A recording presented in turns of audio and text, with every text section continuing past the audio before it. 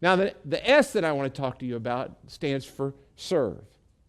You know, when you serve other people, it can bring out, honestly, all kinds of motives. You can serve people and completely have the wrong kind of motives. So I'm not proud of this story that I'm going to tell you, but it's a true story, and it's my story, and so I have every right to tell it. It doesn't paint me in the best of light, but it's true, and it'll help you see this point. When I first became a Christian, and I told you a little bit last week about it, I sort of became a Christian kicking and screaming. I wanted to do what I wanted to do, how I wanted to do it, when I wanted to do it, and through a really pretty, for me, a very dramatic conversion, I became a follower of Jesus, and then just a couple of weeks after I became a follower of Jesus, I left the college I was in, and I went to a Bible college. Now, one of the hesitancies I had about going to a Bible college, and this will just show you how incredibly shallow I was at that particular point and where my mind was. One of the problems I was having about moving from being not a Christian to being a Christian was I assumed that all the women who went to Bible colleges wouldn't be very attractive. I just thought, that's going to be the hardest part for me is I just hadn't met many Christian women that I thought of as very attractive, that I wanted to have much to do with. So there you see where my mind was.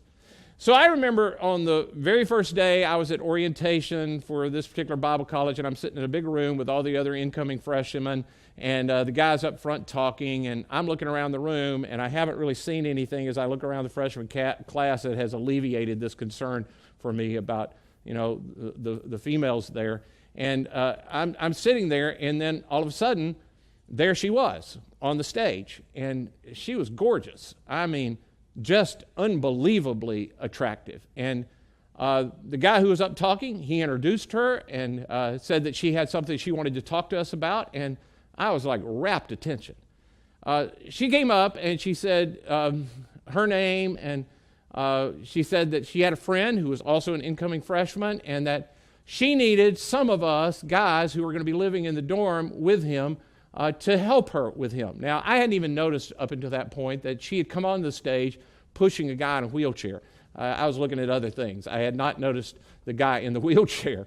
So she said, I want to introduce you to Jerry, and that was the guy in the wheelchair. And she said, Jerry's going to be an incoming freshman, and he needs a little help around the dorm, and if you would be willing to help him, I'd love to talk to you, and if you could just meet me down front as soon as this is over, I'll talk to you about that, and you can become a part of that team. Well, I couldn't get down front fast enough, man. They couldn't end that meeting fast enough. So I went down there, and honestly, there were only like two other guys. I'm thinking, what's wrong with everybody else? Well, I didn't everybody down here. But anyway, there's just a couple of us standing down there, and she introduces herself, and she was just as nice as I assumed that she was. And then she introduced us to Jerry, and he was a great guy. He was as nice as, he could be. And she explained to us that what Jerry needed was, because he was in a wheelchair and he had been for some time, he needed some help with guys that would help him around the dorm with stuff. And she explained to us that he'd need help getting to class and all that kind of stuff. Well, I agreed to be a part of that, and that I would be a part of that, assuming that if I was part of helping him, I'd get to hang out with her a little bit, and who knows what might happen. And so I agreed to do that. Now, what she hadn't told us in that thing was, a part of helping him was we'd have to help him get dressed every day, and then we'd push him to class, and that really wasn't that big a deal. We could help him get dressed and get to class, and I did all of that. But the other thing that nobody ever told me is that we were going to have to help him with bathroom stuff as well. Now, here's another part about me that most of you are going to hate. Don't write me about it. I know it's not a good thing. I couldn't even change my own kids' diapers very well. Like, if I was in charge at home and Becky had to go somewhere and I was left with one of the kids and they had, something bad happen in their diaper, if the kid was okay with what was in their diaper, I was okay with what was in their diaper. We'd just wait until Mom got home, and we'd give her a little gift when she walked in the door. Because for me to change a diaper, man, I was gagging the whole time, and even 3 kids, I never got past that. I just couldn't handle it. So here I am with this full-grown man in a dormitory. I'm trying to help him with bathroom stuff, and he's doing his thing, and I'm vomiting.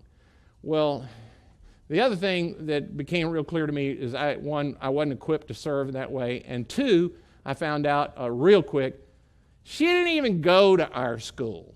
I wasn't going to get to know her at all, so my mixed motives didn't really lead me where I wanted to go. So believe me, I know that when it comes to serving people, you can have all kinds of reasons that you do it.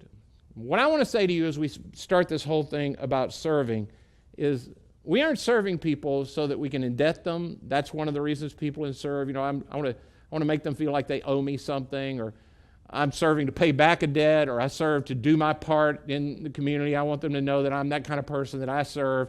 We don't do any of that. We don't even serve people in this way as we're trying to bless them. We're not serving anybody so they will become Christians.